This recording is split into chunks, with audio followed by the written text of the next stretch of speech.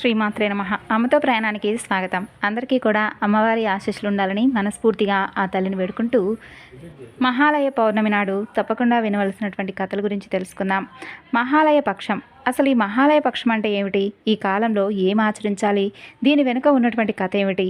పితృదేవతలను ఆరాధించేందుకు ఉన్నటువంటి సమయమే ఈ మహాలయ పక్షాలు. ఈ సమయంలో ఏం ఆచరించాలి? అసలు ఈ మహాలయ పక్షాలు వెనుకున్నటువంటి కథ ఏమిటో ఇప్పుడు మనం తెలుసుకుందాం.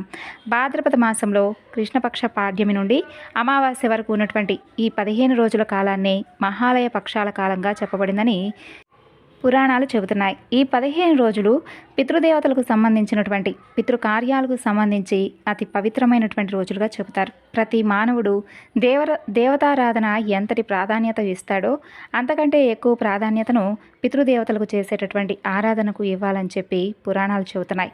పితృదేవత అనగా మన కుటుంబంలో గతించినటువంటి వారని అర్థం. గతించినటువంటి పితృదేవతలకు మనం విడిచేటటువంటి తర్పణాలు, పిండ ప్రదానాలు, దాన ధర్మాలు, పితృకార్యాలు విశేషమైనటువంటి ఎంతో కార్యాన్ని, ఫలితాన్ని ఇస్తాయని చెప్పి ఈ రకంగా ఏ కార్యాలైతే మనం ఈ యొక్క పితృపక్షంలో ఆచరిస్తామో దానివలన ఇంట్లో దేనికి కూడా లోటు అనేది ఉండదు. ప్రతి మానవుడు కూడా గతించినటువంటి పితృదేవతల కోసం ప్రతి అమావాస్య, పౌర్ణమి తిథుల యందు తర్పణాలు విడవాలి. ఈ రోజుల్లో తర్పణాలు వదలలేకపోతే అటువంటి వారు మహాలయ పక్షాలలో మహాలయ అమావాస్య రోజు కానీ లేదంటే మహాలయ పౌర్ణమి రోజు కానీ పితృదేవతలకు తర్పణం వదిలితే సంవత్సరం మొత్తం పితృదేవతలకు తర్పణాలు విడిచినటువంటి ఫలితం కలుగుతుందని మహాలయ పక్షాల యొక్క వైశిష్ట్యం ఇది. ప్రతి ఒక్కరూ కూడా గతించినటువంటి తల్లిదండ్రులకు వారి యొక్క తిథి ప్రకారం సంవత్సరికాలు, ఆర్థికాలు జరిపించాలి. ఏ కారణం చేతైనా అలా కుదరనటువంటి పక్షంలో కొన్ని సందర్భాలలో అనుకున్నటువంటి తిథి యందు ఆ సంవత్సరం ఆ కార్యక్రమం జరగలేదనేటటువంటి అనుమానం కలిగితే అటువంటి దోషాలను కూడా తొలగించుకోవడానికి అద్భుతమైనటువంటి అవకాశం ఉన్నటువంటి రోజులు. ఇలా మహాలయ పక్షాలలో తిథి ప్రకారం గతించినటువంటి పితృదేవతలకు ఈ 15 తిథుల్లో వారు గతించినటువంటి తిథి ప్రకారం ఆ రోజు వారికి పితృకర్మలు ఆచరించడం వలన దోష నివృత్తి జరిగి పితృదేవతల యొక్క అనుగ్రహం కలుగుతుందని, శుభ ఫలితాలు పొందుతారని పురాణాలు చెబుతున్నాయి. శ్రాద్ధ కర్మలు ఆచరించడం, పిండ ప్రదానాలు చేయడం, అన్నదానం, వస్త్రదానం వంటి దానాలను ఆచరించడం, పితృదేవతలకు తర్పణాలు వదలడం చాలా మంచిదే. మహాభారత యుద్ధంలో కర్ణుడు యుద్ధంలో చనిపోయిన తర్వాత స్వర్గానికి ప్రయాణం అయ్యేటటువంటి దారిలో కర్ణుడికి ఆకలి, విపరీతమైనటువంటి దాహం వేస్తుంది. అక్కడ ఒక నది కనిపిస్తుంది. అందులో నీరు తాగుదామని అనుకొని ఆ నదిని స్పృశించిన వెంటనే ఆ నది మొత్తం కూడా సువర్ణమయమైపోతుంది. అలా మరికొంత దూరం ప్రయాణించిన తరువాత అతనికి ఒక మామిడి చెట్టు కనిపిస్తుంది. ఆ చెట్టు ఫలం ముట్టుకున్న వెంటనే అది కూడా బంగారంలా మారిపోతుంది. అది చూసి ఆశ్చర్యపోయినటువంటి కర్ణుడు తన తండ్రి అయినటువంటి సూర్యభగవానుడిని ప్రార్థిస్తాడు. అప్పుడు సూర్యుడు ప్రత్యక్షమవుతాడు. అలా ప్రత్యక్షమైన వెంటనే తనకు కలిగినటువంటి విషయం అంతా కూడా సూర్యభగవానుడికి చెప్పగానే, నీవు పూర్వజన్మలో దానాలు చేశావు, ముఖ్యంగా సువర్ణదానం, డబ్బు, రత్నదానం అధికంగా చేశావు. పితృదేవతలను సంతృప్తిపరిచేటటువంటి ఏ కార్యం కూడా నువ్వు ఎప్పుడూ చేయలేదు, అన్నదానాన్ని ఆచరించలేదు. అందువల్లే నీవు ఏవి పట్టుకున్నా కూడా సువర్ణమయం అయిపోతుందని చెప్పి సూర్యభగవానుడు తెలియజేస్తాడు. అదంతా విన్నటువంటి కర్ణుడు, నాకు పితృదేవతలు ఉన్నారని, పితృకార్యాల గురించి అవగాహన కానీ ఏదీ లేదు తండ్రి, నాకు తెలియకపోవడం వలన జరిగింది కాబట్టి ఇది దోషం కాదు. దీని నుండి బయటపడేందుకు సహాయం ఏదైనా ఉంటే చెప్పమని కోరాడు. అప్పుడు సూర్యభగవానుడు యముడి యొక్క సహాయంతో పితృదేవతలను సంతృప్తిపరిచేందుకై 15 రోజులు భూమి మీదకు పంపినట్లుగా అలా కర్ణుడు భాద్రపద మాస కృష్ణపక్ష పాడ్యం నుండి అమావాస్య వరకు ఉన్నటువంటి 15 రోజులు మహాలయ పక్షాలుగా, పితృపక్షాలుగా ఈ విధంగా చెప్పబడినటువంటి రోజులుగా చెప్పబడింది. ఈ 15 రోజులు కూడా కర్ణుడు భూమి మీదే ఉండి పితృదేవతల యొక్క కర్మలు ఆచరించి అన్నదానం, వస్త్రదానం, గోదానం, పిండ ప్రదానాన్ని ఆచరించి మహాలయ అమావాస్య నాటికి భూలోకానికి వచ్చి భూలోకం నుండి స్వర్గానికి బయలుదేరినట్టుగా మహాభారతంలో ఉంది. కాబట్టి తప్పకుండా ఈ రోజుల్లో పితృదేవతల యొక్క అనుగ్రహం పొందాలి. ఇంకా పితృదేవతలు సంతృప్తి చెందేందుకు తప్పకుండా వినవలసినటువంటి కథ గురించి తెలుసుకుందాం. సూత మహర్షుల వారు శౌనకాది మహామునులతో ఈ విధంగా తెలియజేస్తున్నారు. ఓ శౌనకాది మహామునులారా, మార్కండేయ మహాముని క్రౌంచిక మహర్షికి ఒక సందర్భంలో పితృస్తోత్రాన్ని వినిపించాడు. అలాగే దాని గురించి ఒక కథ కూడా తెలియజేశాడు. దాని గురించి వర్ణిస్తాను, వినండి అంటూ ఈ విధంగా చెప్పాడు. ప్రాచీన కాలంలో రుచి ప్రజాపతి మాయామోహం నుండి విడివడి నిర్భయుడై ఎక్కువ జపతపాలను చేస్తూ కర్మలను గావిస్తూ తక్కువగా నిద్రిస్తూ నిరహంకార భావనతో గొప్ప నియమబద్ధమైనటువంటి ఆధ్యాత్మిక జీవితాన్ని ఈ యొక్క భూమిపైనే గడుపుతూ ఉండేవాడు. క్రమంగా అగ్నిహోత్రాన్ని గృహస్థాశ్రమాన్ని పరిత్యజించి ఒకపూటే భోజనం చేస్తూ ఒంటరిగా తిరుగుతూ ఉండగా పితృదేవతలు అతనికి దర్శనమిచ్చి ఈ విధంగా అడుగుతారు, వత్సా, నీవింకా వివాహం ఎందుకు చేసుకోలేదు? అది ఉన్నతమైనటువంటి గృహస్థాశ్రమానికి ద్వారమని, స్వర్గమోక్ష ప్రాప్తికి మార్గమని నీకు తెలియదా? గృహస్థు మాత్రమే అందరికీ పనికొస్తాడు. సమస్త దేవతలను, పితరులను, ఋషులను, అతిథులను, యాచకులను భోజనం ద్వారా, పూజా దానాదుల ద్వారా సంతృప్తిపరచి ఉత్తమ లోకాలను చేరుకోగలడు. దేవతలను స్వాహా మంత్రాలతోనూ, పితరులను స్వదా మంత్రాలతోనూ, అతిథులను నృత్యాదులను అన్నదానంతోనూ ఆనందింపచేయగలడు. అలా చేయకపోవడం వలన నీ పితృదేవ రుణాలు తీరకుండా మిగిలిపోతాయి. అలాగే మనుషులకు, ఋషులకు, అన్య జీవాలకు కూడా నువ్వు రుణపడిపోతావు. పుత్రోత్పత్తి, దేవపూజ, అలాగే పితృతర్పణాలు, చివరి దశలో సన్యాస గ్రహణం స్వర్గానికి సోపానాలు కదా. మొదటి మెట్టును కూడా చేరుకోలేనటువంటి బతుకులు ఎందుకు చెప్పు పుత్రా? ఈ అన్యాయం వలన కలిగేటటువంటి కష్టాలు మాత్రమే కాక ఇక ఏమీ ఉండవు. నువ్వు మరణించాక నరకానికి వెళ్తావు. మరు జన్మలో కూడా నీకు ఎక్కువగా కష్టాలే అనుభవించేలా గురవుతావు అని పితృదేవతలు చెబుతారు. అప్పుడు రుచి ఎంతో వినయంతో ఇలా బదులిస్తాడు, ఓ మహానుభావులారా, మానవ జీవితంలో దేనినైనా పరిగ్రహించడం అత్యంత దుఃఖానుభవాన్ని, పాప సంగ్రహాన్ని, అనంతకాలం దాకా అధోగతిని కలుగజేస్తుందని, అందువలన దేనిని గ్రహించని వాడే ధన్యుడని విని ఉన్నాను. అందుచేత అనర్థాలకు మొదటి మెట్టైనటువంటి స్త్రీని పరిగ్రహించడానికి నాకు ఇష్టం లేదు. క్షణంలోనే అన్ని పుణ్యాలను నాశనం చేసేటటువంటి శక్తి ఆశకు ఉంది. అందుకే నేనేది కూడా ఆశించలేదు. విద్య ద్వారా, సజ్ఞానోపార్జన రూపి అయినటువంటి జలం ద్వారా తన ఆత్మను నిర్మలం చేసుకోగలిగిన వాడే నా దృష్టిలో ధన్యుడు, ముక్తుడు. విద్వాంసులు ఎంతోమంది అనేక విధాలుగా సాంసారిక కర్మలనేటటువంటి రూపాన్ని ధరించి మనిషిని పంకిలంలో కూరుకుపోయే విధంగా చేసేటటువంటి కుటుంబ జీవనాన్ని వర్ణించారు. ఇంద్రియాలకు దాసోహమైపోయేటటువంటి మనిషే స్త్రీ వెంట వివాహం వైపు పరుగులు పెడతాడని బోధించాడు.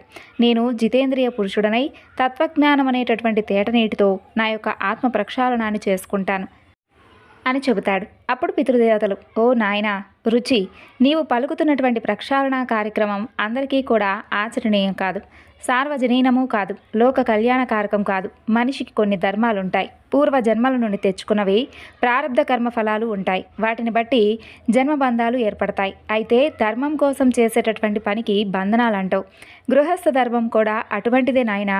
ప్రారబ్ధ పాపపుణ్యాలు, దుఃఖ సుఖభోగాలు అన్నీ కూడా సుఖభోగాలతో పోతాయి. నువ్వు చెప్పినటువంటి విద్వజ్జన ప్రవచిత ఆత్మ ప్రక్షాళనం ఆ యొక్క సుఖదుఖ అనుభవాల ద్వారా జరిగిపోతూ ఉంటుంది. దానివలన కర్మబంధాల నుండి రక్షణ కూడా చేయబడుతుంది. నీ వివేకంతో సంసారంలో ఉండి కూడా ఆత్మను రక్షించుకోగలవంటారు పితరుడు. హే పితృదేవతలారా, కర్మ మార్గం ద్వారా అవిద్య, మాయ బలపడతాయని వేదాల్లోనే చెప్పబడింది కదా. మీరంతా కూడా నన్ను ఆ మార్గంలోకే పొమ్మని బలవంత పెడుతున్నారెందుకు అంటాడు రుచి. చూడు నాయనా, కర్మ ద్వారా అవిద్య పెరుగుతుందనే మాట అసత్యం కాదు. కానీ విద్యావంతుడవడం కూడా ఒక కర్మే కదా. మాయను, అవిద్యను విచ్ఛిన్నం చేసేటటువంటి విద్య కూడా సంసారంలో భాగమే కదా. సజ్జనులు ఎప్పుడూ కూడా శాస్త్ర ప్రతిపాదములైనటువంటి విహిత కర్మలను ఉల్లంఘించరు. వారికి వాటి ద్వారానే మోక్షం ప్రాప్తిస్తుంది. ఎవరి కర్మను వారే చేయాలి. అలా చేయని వారు అధోగతి పాలవుతారు. అపరిగ్రాహం ఆత్మ ప్రక్షాళన హేతువే కానీ అదే అపరిగ్రాహం కర్మల విషయంలో అపరిగ్రాహ్యం అవుతుంది. అయినా ఒక స్త్రీని పరిగ్రహించి ఆమెను ఉద్ధరించి నీవు కూడా ఉద్ధరింపబడతావు కదా. వంశాన్ని అభివృద్ధిపరచి యజ్ఞయాగాదులను చేసి దాన ధర్మాలను నిర్వర్తించిన వాడే నిజమైనటువంటి మనిషి. వాడికి నిజమైనటువంటి తోడు నీడ స్త్రీయే. నువ్వు వివాహం చేసుకోక వంశాభివృద్ధిని అరికట్టి పాపంలో కాలిపోతున్నావు. అవిద్య అనేది విషంతో సమానమని విద్వాంసులు నీకు చెప్పలేదా? చెప్పారు కదా. కానీ ఆ విషయం కూడా మానవుడికి ఎన్నో విధాలుగా ఉపయోగపడుతుంది కదా. అయితే ప్రాణరక్షణ కూడా చేస్తుంది. కాబట్టి కర్మల వలన అవిద్య, మాయ ఏర్పడినా కూడా వాటిని పటాపంచలు చేసేటటువంటి కర్మలున్నాయి నాయన. వాటిని నువ్వు చెయ్యి, వివాహం చేసుకో, గృహస్థాశ్రమంలోకి అడుగుపెట్టు అంటూ బోధపరుస్తారు పితృదేవతలు. ఆ మాటలన్నీ విన్నటువంటి రుచి కాస్త మెత్తబడి, ఓ పితరులారా, మీ మాట నేను జవదాటలేను, కానీ నేను వృద్ధుడనైపోయానే, మరి నాకిప్పుడు ఎవరు పిల్లనిస్తారు? అయినా నేను అకించనుడిని, నాదంటూ ఏమీ లేనివాడిని, ఇలాంటి పరిస్థితుల్లో కాపురం పెట్టడం అత్యంత కష్టసాధ్యం కదా అని అంటాడు. అప్పుడు పితరులు, చూడు నాయనా, నువ్వేం చేస్తావో ఎలా చేస్తావో కానీ నీవు మాత్రం గృహస్థువు కాకపోతే నీ పితరులమైనటువంటి మేమందరం కూడా పతనమైపోతాం, నీవు అధోగతి పాలవుతావంటూ ఆ యొక్క ప్రజాపతి రుచి యొక్క పితరులందరూ కూడా పెనుగాలికి ఆరిపోయినటువంటి దీపాల వలె కనిపించకుండా పోతారు. ఏదో వినయం కొద్దీ తాను ఏమీ లేనివాడినని చెప్పి తనకు ఎవరూ కూడా పిల్లను ఇవ్వరు అని అన్నాడే కానీ రుచి ఒక ప్రజాపతి. అప్పటికింకా ప్రజాపతి కాలేడు, కానీ ఒక విప్రోత్తముడు మాత్రమే, బ్రహ్మ సంభవుడు, బ్రహ్మర్షి. అందుచేత ఆ మహాత్ముడు స్త్రీ కోసం కాకపోయినా కర్తవ్యోపదేశం కోసం వనంలోకి వెళ్ళి ఒక చోట కదలకుండా కూర్చొని బ్రహ్మదేవుడిని ఉద్దేశించి 100 దివ్య సంవత్సరాల పాటు కఠినమైనటువంటి తపస్సును ఆచరిస్తాడు. ఆ తర్వాత బ్రహ్మదేవుడు ప్రసన్నుడై ప్రత్యక్షమై, విప్రోత్తమ, ఏమిటి నీ కోరిక అని అడుగుతాడు. సంపూర్ణమైనటువంటి విశ్వానికే గతిని ప్రసాదించేటటువంటి బ్రహ్మదేవుడికి తన యొక్క గతిని అంతా కూడా వివరించి తన యొక్క పితరుల అభిలాష గురించి వినిపిస్తాడు రుచి. ఓయి విప్రోత్తమ, నీవు ప్రజాపతివి కాగలవు, నీ ద్వారా ప్రజలు సృష్టింపబడవలసి ఉంది. ప్రజోత్పత్తిని గావించి నీ పితరులకు శ్రాద్ధ పిండదానాదులను చేసి వారి అభిలాషను తీరుస్తావు. కాబట్టి నీ పితరులు చెప్పినటువంటి స్త్రీ పరిగ్రహణం ఎంతో ఉచితమైనది. కాబట్టి ఈ విషయాన్ని కాస్త ధ్యానమందుంచుకొని నీవు వారినే పూజించు. వారే నీకు సర్వకామాలను నెరవేర్చగలరు. వారికి సాధ్యం కానిదంటూ ఏదీ ఉండదు. సమ్యక్ పూజకు సంతుష్టులైనటువంటి పితరులు స్త్రీ పుత్రులనేటటువంటి భావం ఏమీ చూపించకుండా ప్రతి ఒక్కటి కూడా వారు ప్రసాదించగలరని చెప్పి బ్రహ్మదేవుడు అంతర్ధానం అవుతాడు. అప్పుడు ఈ మహర్షి అయినటువంటి రుచి నదీ తటంపై ఒక ఏకాంతమైనటువంటి ప్రదేశానికి వెళ్ళి అక్కడ ముందుగా తన యొక్క పితరులకు తర్పణాలు ఇచ్చి వారిని సంతృప్తిపరుస్తాడు. తరువాత ఏకాగ్రచిత్తుడై భక్తిపూర్వకంగా వారిని స్తుతించడం ప్రారంభిస్తాడు. ఆ తరువాత అతను రుచి చేసినటువంటి ఆ యొక్క స్తోత్రానికి ఆ పితృదేవతల యొక్క మహత్యాన్ని తెలిపేటటువంటి విశేషాలు చాలా కనిపిస్తాయి. వారు ఆకాశంపై ఆధిపత్యాన్ని వహిస్తారు. శ్రాద్ధ సమయంలో దేవతలు కూడా స్వదామంత్రాల ద్వారా వారిని ప్రసన్నం చేసుకుంటారు. స్వర్గంతో సహా అన్ని లోకాలలో ఉండేటటువంటి మహర్షులు మానసిక శ్రాద్ధాల ద్వారా వీరిని తృప్తిపరుస్తారు. వారి యొక్క భుక్తి ముక్తి కామనాలను పితృదేవతలే తీర్చగలరు. స్వర్గంలోని సిద్ధులు వివిధ ఉపహారాల ద్వారా పితృదేవతలను సంతృప్తిపరుస్తూ ఉంటారు. అలాగే గుహ్యకాదులు కూడా పృథ్వీపై శ్రాద్ధాలను శాస్త్రోక్తంగా పెట్టేవారికి వీరు ఉత్తమమైనటువంటి గతులను తప్పకుండా కల్పిస్తారు. ఈ కర్మను చేయించేటటువంటి బ్రాహ్మణులను వీరే ప్రాజాపత్య లోకానికి కూడా పంపిస్తారు. తపస్సు చేసుకుంటూ నిర్ధూత కల్మషులై సంయతాహారుడై వనంలో నివసించేటటువంటి మహామునులు కూడా వనంలో దొరికేటటువంటి పదార్థాలతో శ్రాద్ధ కర్మలను చేసి వారిని ప్రసన్నులను చేసుకుంటారు. నైష్టిక బ్రహ్మచారులు, ధర్మాచారులు, జితేంద్రియులు కూడా వీరిని అపర కర్మల ద్వారా పూజించి ధన్యులవుతారు. పృథ్వీపై ఉన్నటువంటి 4 వర్ణాల వారు కూడా వీరికి శ్రాద్ధాలను పెట్టి ఉత్తమ గతులను పొందగలుగుతున్నారు. పాతాళంలో ఉండేటటువంటి రాక్షసులు సైతం వారి యొక్క దంభాహాకారాలనన్నీ కూడా పక్కన పెట్టి ఎంతో వినయంగా భక్తితో పితరులకు పిండ ప్రదానం చేస్తారు. రసంతాది ఇతర లోకాలలో ఉన్నటువంటి నాగాది జాతుల వారు కూడా అదే విధంగా చేస్తారు. దేవతలు కూడా అంతే. పరార్థం కోసం అంటే ఇతరులకు ఉపయోగపడటం కోసం పితృయోనిలో ఉండి కూడా అమృత రూపులై విమానాల్లో ప్రయాణిస్తూ నిర్మలమైనటువంటి మనస్సుతో కష్టాల పాలైనటువంటి యోగులకు సైతం వారి నుండి వారు కోరుకునేటటువంటి జీవితం నుండి ముక్తిని కూడా ప్రసాదిస్తూ ఉంటారు ఈ పితృదేవతలు. దేవతాకారాలను ధరించి స్వర్గంలో నివసిస్తూ స్వదాభోజులై తమ యొక్క పుణ్యఫలాన్ని ఒక వంక అనుభవిస్తూనే మర్త్యాది లోకాలలో తమను పూజించే వారికి ఈ పితృదేవతలు చక్కగా సిద్ధిని కూడా కలిగిస్తూ ఉంటారు. ఏ కోరిక లేని వారికి కైవల్యాన్ని ప్రసాదించేటటువంటి సామర్థ్యం కూడా వీరికి ఉందండోయ్. అగ్నిలో వేల్చినటువంటి హవిష్యాతులను సంతృప్తి చెంది బ్రాహ్మణుడి యొక్క శరీరంలోకి ప్రవేశించి శ్రాద్ధ భోజనాన్ని స్వయంగా స్వీకరించేటటువంటి ఈ పితృదేవతలకు నేను నమస్కరిస్తున్నాను అనేటటువంటి భావంతో పితృదేవతల యొక్క మహత్యాన్ని చక్కగా అభివర్ణిస్తూ రుచి ప్రజాపతి పితృస్తోత్రాన్ని చేస్తాడు. తర్వాత మార్కండేయుడు క్రౌంచుడితో ఈ కథంతా కూడా చెప్పడంతో అప్పుడు అతను ఇలా అంటాడు, హే క్రౌంచిక ముని శ్రేష్ఠ, రుచి ద్వారా ఈ విధంగా స్తుతింపబడినటువంటి ఆ తేజస్వరూపులైనటువంటి ఆ యొక్క పితృదేవతలు, అతని యొక్క పితృగణం వారందరూ కూడా దశ దిశలను వెలుగులతో నింపే అంత ప్రకాశంతో భాసిస్తూ అతనికి ప్రత్యక్షమవుతారా అని అడుగుతారు. అవును, వారు అతనికి ప్రత్యక్షమయ్యారు. అతను వారిలో ప్రతి ఒక్కరిని కూడా మంత్రసహితంగా గంధాక్షరాలతో చక్కగా పూజించాడు. ఆ పితరులు ఎంతో ప్రసన్నులై ఏం వరం కావాలో కోరుకోమని అడిగారు. అప్పుడు రుచి తనను బ్రహ్మదేవుడు ప్రజాపతివి కమ్మని ఆదేశించాడని చెప్పి వినవించి దానికి కావలసినటువంటి సంతానోత్పత్తి సామర్థ్యాన్ని, తనకు తగినటువంటి శ్రేష్ఠురాలైనటువంటి దివ్యపత్నిని సాధించమంటూ వేడుకుంటాడు. అప్పుడు పితృదేవతలు రుచితో ఇలా చెప్పారు, ఓ మునిసత్తమా, నాయన, ఈ క్షణంలోనే ఇక్కడే నువ్వు కోరుకున్నటువంటి పత్ని నీకు లభిస్తుంది. నీకు ఆమె ద్వారా పరమ పరాక్రమశాలి, మహాత్ముడు, బుద్ధిమంతుడు, ఈ యొక్క మన్వంతరానికి 3 లోకాలకు అధిపతి కాగలిగినటువంటి రౌచ్యుడు అనేటటువంటి కొడుకు పుడతాడు. అతను బహుపుత్రవంతుడవుతాడు. నీవు ప్రజాపతివై 4 వర్ణాల ప్రజలను సృష్టించి చివరికి ధర్మతత్వజ్ఞానాన్ని పొంది సిద్ధి పొందుతావు.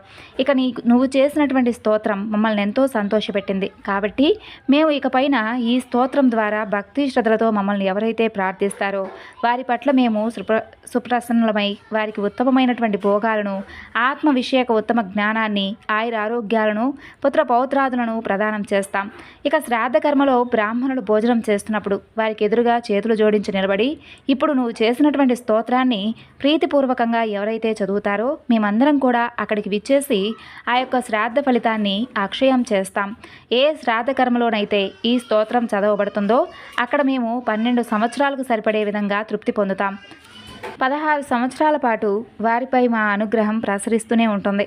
కాబట్టి నాయన రుచి, ఈ యొక్క సంపూర్ణ స్తోత్రం ఎవరైతే చక్కగా ఒక చోట రాయబడి ఏ గృహంలో అయితే చక్కగా భద్రపరిచి ఉంచబడుతుందో ఆ ఇంటికి శ్రాద్ధకర్మ జరిగే వేళ మేమే స్వయంగా విచ్చేసి ఆ యజమానిని అనుగ్రహిస్తాం. కాబట్టి ఓ యొక్క మహాభాగా, మాకు శ్రాద్ధం పెట్టేవారు బ్రాహ్మణ భోజన సమయంలో నువ్వు చేసినటువంటి ఈ స్తుతిని తప్పక వినిపించాలని చెప్పి పితరులు అంతర్ధానం చెందుతారు. ఆ తరువాత పితృదేవతల యొక్క కృప వలన ఆ సమయంలోనే ఆ నది మధ్య నుండి ప్రలోంచ అనే పేరు కలిగినటువంటి అప్సరస ఆవిర్భవిస్తుంది. ఆమె మనసుకు ప్రీతిని కలిగించే విధంగా అందంతో పాటు అన్ని శుభలక్షణాలు ఉన్నటువంటి చక్కని కన్య. ఆమె వెనుకనే వచ్చి నిలబడి రుచికి నమస్కరిస్తుంది. ప్రలోంచ అతనితో, హే తపస్వి శ్రేష్ఠ, నేను ఒక అప్సరసను, వరుణపుత్రుడు, అలాగే మహాత్ముడనైనటువంటి పుష్కరుని ద్వారా నాకు ఈ యొక్క అతిశయమైనటువంటి సుందరమైనటువంటి కూతురు జన్మించింది. నీకు భార్యగా ఈ మానిని అనేటటువంటి పేరు కలిగినటువంటి సౌందర్య రాశిని దేవతలు నిశ్చయించారు. మీరు ఈమెను పరిగ్రహించండి. మీ దంపతులకు మనువే పుత్రుడిగా పుడతాడని చెబుతుంది. అలాగే అని చెప్పి సమ్మతించి ఆ నదీ తీరానికే మహామునులందరినీ కూడా పిలిపించి వారి సమక్షంలో శాస్త్రోక్తంగా రుచి ఒక ఇంటివాడవుతాడు. వారి పుత్రుడే 13వ మనువు రౌచ్యుడని చెప్పి మార్కండేయముని క్రౌంచుడికి అతిథి సత్కారాన్ని గావించి వీడుకోలు చెబుతాడు. ఈ యొక్క రుచి చేసినటువంటి పితృస్తోత్రం గూగుల్లో ప్రతి ఒక్కరికి కూడా అవైలబుల్గా PDF దొరుకుతుందండి. ఎవరైనా కానీ చదువుకోవాలనుకున్నవారు గూగుల్లో రుచి చేసినటువంటి పితృస్తోత్రం అని చూడండి, ఉంటుంది. ఇక ఈ రోజున విష్ణు మహిమ విస్తారంగా కనిపించేటటువంటి ఒక చక్కని కథ గురించి వినాలని చెప్పి స్వయంగా గరుత్మంతుడే శ్రీ మహావిష్ణువును అడుగుతాడు. అప్పుడు గరుత్మాన్, పూర్వకాలంలో సంతప్తకుడు అనేటటువంటి ఒక తపోధనుడైనటువంటి బ్రాహ్మణుడు ఒక ఆయన ఉండేవాడు. ఆయన తన యొక్క తపోబలం వలన పాపరహితుడయ్యాడు. ఈ సంసారం పేరులోనే కానీ తత్వంలో సారం లేనిదని చెప్పి తెలుసుకున్నవాడై అడవిలోకి వెళ్ళి వైకానస మునుల వృత్తిని తాను కూడా పాలిస్తూ అరణ్యంలోనే చరిస్తూ ఉండేవాడు. బాహ్య చిత్తవృత్తులను అదుపులో పెట్టుకుని ఇంద్రియాలపై విజయం సాధించేటటువంటి ఉద్దేశంతో తీర్థయాత్రలకు బయలుదేరాడు. కానీ దారిలో దారి తప్పి ఒక చీమల దూరనటువంటి కాకులు కూడా దారి తప్పితే ఇక పట్టుకోలేడేమో అనేటటువంటి మహా అరణ్యంలోకి వెళ్ళిపోతాడు. అతనికి నలువైపులా బ్రహ్మాండంగా పెరిగినటువంటి చెట్లు, లతలు, పొదలు ఇక దారి తెన్ను ఏమీ తోచనివ్వలేదు. సాధు క్రూర జంతువులు, పక్షులు, రాక్షస పిశాచగణాలు మాత్రమే అక్కడున్నాయి. నరసంచారం అనేది లేదు. అయితే ఇతనికి భయం అనిపించలేదు, కానీ అక్కడ దిక్కు తోచలేదు.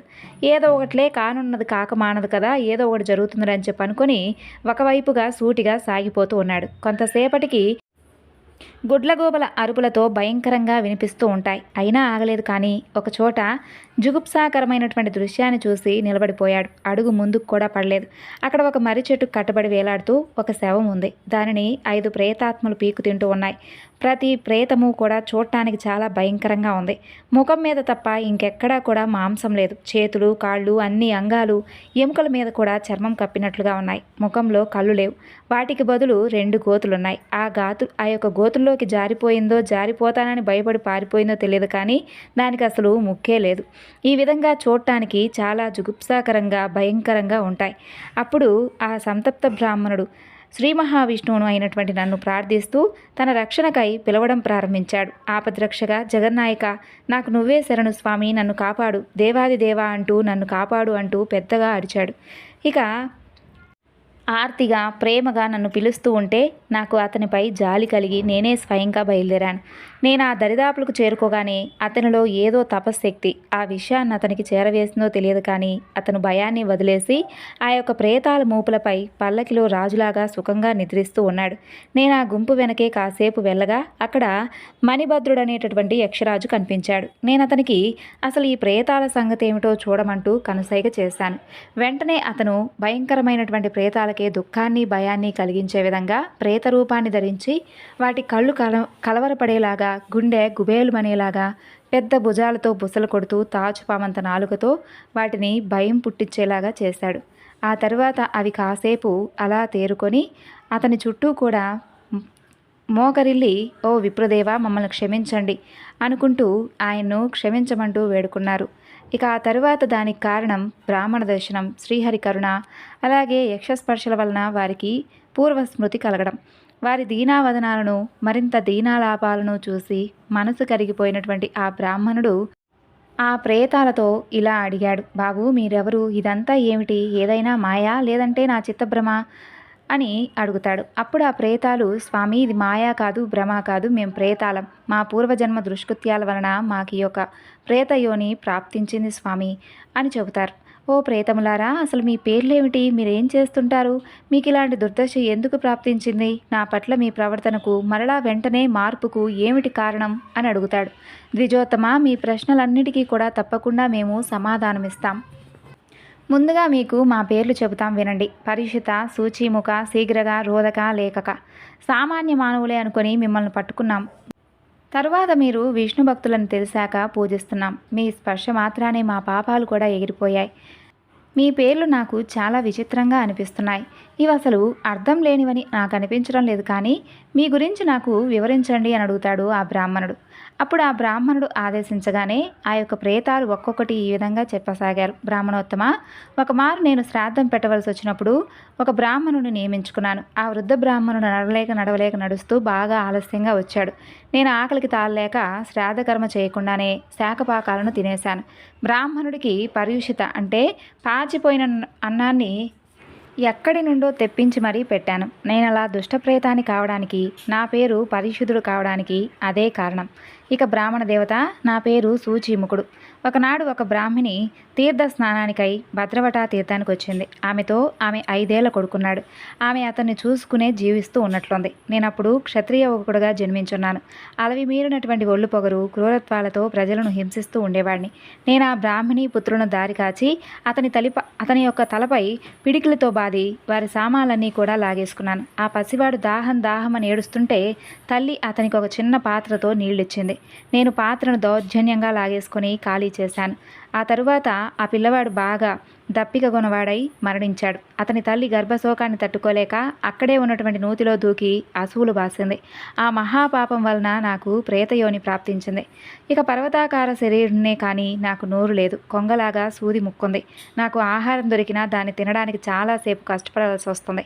నేను ఆ రోజు బ్రాహ్మణ బాలకుణ్ణి నీరు తాగనివ్వకుండా చేసినందుకు ఇలా అనుభవిస్తున్నాను.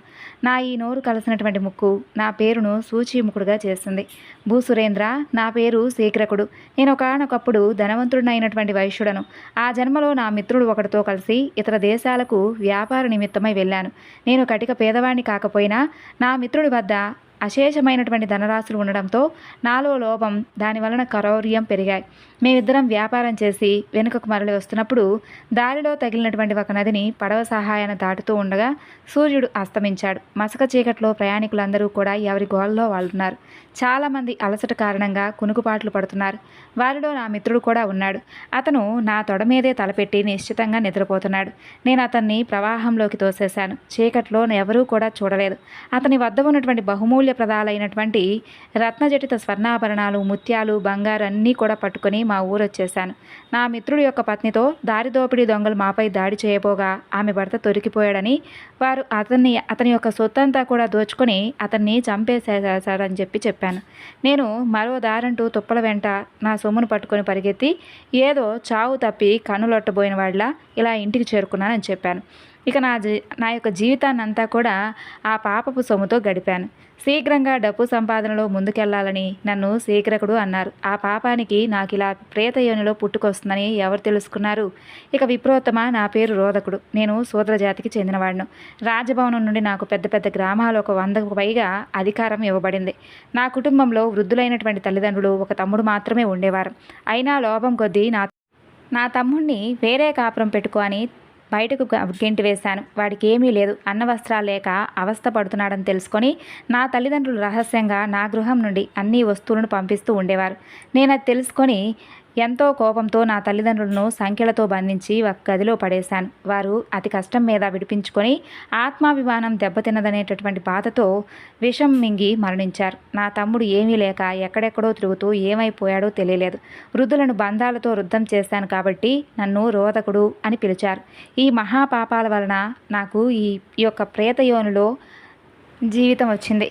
హే విప్రదేవ, నన్ను లేఖకుడు అంటారు. పూర్వం ఉజ్జయిని నగరంలో బ్రాహ్మణుడిగా జన్మించాను. మా రాజుగారు నన్ను ఒక బ్రహ్మాండమైనటువంటి కోవెలకు పూజారిగా నియమించాడు. ఆ గుడిలో విభిన్నమైనటువంటి నామాలతో ఎన్నో విగ్రహాలున్నాయి. స్వర్ణ నిర్మితమైనటువంటి ఆ విగ్రహాల్లో అవసరమైన చోట పలు విలువైనటువంటి రత్నాలు తాపడం చేయబడి ఉన్నాయి. వాటిని రోజు కూడా పూజిస్తూ పుణ్యాన్ని వెనకేసుకోవాల్సినటువంటి నేను లోభంతో రాకాసి మనసు కలవాడినై డబ్బు వెనకేసుకోవాలనేటటువంటి కోరిక పుట్టి మహాపాపినైపోయాను. బుద్ధి అంతా కూడా నశించి బ్రాహ్మణునైనప్పటికీ కూడా పూజాధికారైనా కూడా నేను చేయకూడనటువంటి పనిని చేశాను. అక్కడ ఉన్నటువంటి బంగారాన్ని, రత్నాలను పెకిలించేసి దాచేసుకున్నాను. తర్వాత ఎప్పట్లాగే కోవెల తెరచి గోలగోల పెట్టేశాను. ఏమీ తెలియని వాళ్ళ ప్రవర్తించాను. రాజుగారు ఆ రూపుమాసినటువంటి విగ్రహాలను చూసి ఎంతో కోపంతో రగిలిపోతూ ఈ పని చేసినటువంటి దొంగను, దైవద్రోహిని, వాడు బ్రాహ్మణుడైనా సరే పట్టుకొని నేరాన్ని నిరూపించి వాడి నా చేతులతో చిత్రవధ చేసి చంపేస్తానని దేవుడి యందు ప్రతిజ్ఞ చేశాడు. అయినా బ్రాహ్మణుడైనా సరే అని అన్నాడు కాబట్టి నా మీద ఏమైనా అనుమానం కలిగిందేమో అనేటటువంటి అనుమానం నాకు కలిగి రాత్రికి రాత్రే రాజమందిరంలోకి ప్రవేశించి ప్రశాంతంగా నిద్రిస్తున్నటువంటి రాజును చంపేసి ఆ తరువాత రత్నాలను, బంగారాన్ని పట్టుకుని పారిపోయాను. దాంతో భూదేవి కూడా నా మీద అసహ్యం కలిగిందేమో తెలియదు కానీ అలా పారిపోతూ దారి తప్పి ఘోరమైనటువంటి అరణ్యంలోకి వెళ్ళి అక్కడ ఒక పులివాత పడి చనిపోయాను. కలం వంటి సాధనంతో మహాపాపం చేశా కాబట్టి నన్ను నరకంలో లేఖకుడని పిలిచారు. అక్కడ ఎనలేనటువంటి బాధలు అనుభవించి ఈ విధంగా ప్రేతయోనిలో పడ్డానని చెబుతాడు 5వవాడు. ఇలా 5 ప్రేతాలు వినయంతో తమ యొక్క పన్నాలను వినిపించుకోగా ఆ బ్రాహ్మణుడు జాలిపడి వారి యొక్క ప్రస్తుత పరిస్థితి గురించి అడుగగా వారు ఈ విధంగా చెప్పుకొని విలపిస్తారు. ఓ ద్విజేంద్ర, ఎక్కడ వేద మార్గం అనుసరింపబడుతుందో, ఎక్కడ లజ్జ, ధర్మం, దమం, క్షమ, ధృతి, జ్ఞానం ఉంటాయో అక్కడికి మేము ప్రవేశించలేం. శ్రాద్ధ తర్పణ కర్మలు చేయబడినటువంటి గృహాల్లో మేము దూరగలం. అక్కడ మనుషుల యొక్క రక్తమాంసాలను వారికి తెలియకుండానే అపహరించి ఆరగిస్తాం. వారు ఏ జబ్బు లేకుండా నీరసించిపోతూ ఉంటారు. మా ఆహారం పరమ అసహ్యకరం. మలం దగ్గర నుండి శవం దాకా అన్నీ తింటాం. మాకే సిగ్గు అనిపిస్తుందనుకోండి, అయినా తప్పదు. మేము అజ్ఞానులం, తాపసులం, మందబుద్ధులం. ఇక ఏమాత్రం దైవశక్తి అలికిడి విన్నా భయంతో పారిపోయేటటువంటి పిరికి జనాలం. మాకు ఈ ప్రేత జన్మ ఎప్పుడు పూర్తవుతుందా అని ఎదురు చూస్తూ ఉంటాం అని చెప్పగానే బ్రాహ్మణుడు వారి బాధలను వింటూ ఉండగానే నేను అనగా గరుత్మంతుడితో చెబుతున్నటువంటి శ్రీ మహావిష్ణువు అతనికి దర్శనమిచ్చాను. హృదయంలో నివసించేటటువంటి అంతర్యామి పురుష స్వరూపంలో సాక్షాత్కరించినటువంటి నన్ను చూడగానే ఆ విప్రుడు నేలపై సాష్టాంగపడిపోయి నమస్కరించి స్తుతులతో నన్ను సంతుష్టపరిచాడు. గరుడా, అతని దయవలన ఆ ప్రేతాలు కూడా నన్ను చూడగలిగాయి. అన్ని రకాల ప్రాణులను కేవలం నీ దయతోనే వారికి ఏ అర్హత లేకపోయినా నీవు ఉద్ధరించగలవు స్వామి. మహాప్రభు నీకు నమస్కారం అని పలుకుతున్నటువంటి ఆ యొక్క బ్రాహ్మణుడి మనసులో ఉన్నటువంటి కోరికను అర్థం చేసుకొని నేను వారందరికీ కూడా ఉత్తమమైనటువంటి లోకాలను ప్రసాదించాను. నా ఇచ్చ మేరకు అత్యంత తేజం కలిగినటువంటి శ్రేష్ఠ ఆకాశగమనం చేయగలిగినటువంటి గంధర్వ అప్సరస యుక్తములైనటువంటి 6 విమానాలు అక్కడికి వచ్చి ఆ బ్రాహ్మణుడిని పంచప్రేతాలను ఎక్కించుకొని నా లోకానికి తీసుకొని వెళ్ళిపోయాని చెబుతాడు శ్రీ మహావిష్ణువు. కాబట్టి ప్రేతాల యొక్క వాటి బాధ గురించి, అవి పడుతున్నటువంటి అవస్థల గురించి ఆ బ్రాహ్మణుడితో ఈ విధంగా చెప్పుకున్నాయి. కాబట్టి గతించిన వారికి తప్పకుండా ఈ యొక్క మహాలయ పక్షంలో శ్రాద్ధాలను, తర్పణాలను, అలాగే మంచి మంచి పనులను, పేదవారికి సహాయంగా ఉండేటటువంటి ఏదైనా కానీ మంచి పనులను చేయడం వలన వారు సంతుష్టులై మనపై అనుగ్రహ వర్షాన్ని కురిపిస్తారు. విన్నారు కదండి ఈరోజు కథ. మీ అందరికీ కూడా నచ్చింది అనుకుంటున్నాను. మరొక చక్కని వివరణతో మనలా కలుసుకుందాం. అంతవరకు నమస్కారం. సర్వం శ్రీ లలితార్పణమస్తు. స్వస్తి.